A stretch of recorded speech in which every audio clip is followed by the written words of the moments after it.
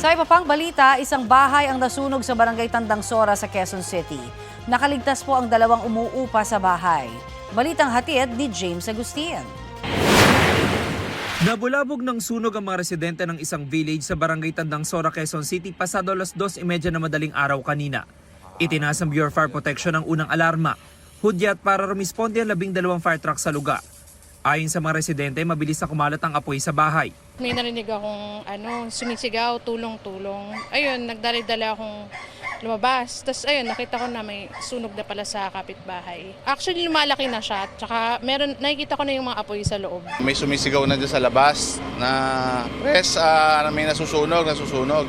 So yung anak ko rin, kinatok ako. So pagkalabas ko nga, nakita ko may usok na.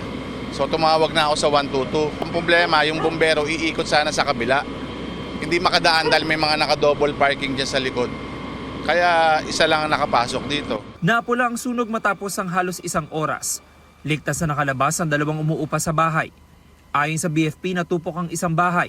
Iniimbestigahan pa nila ang sanhi ng apoy. Malaki na yung apoy, kaya naubos yung loob niya ng bahay.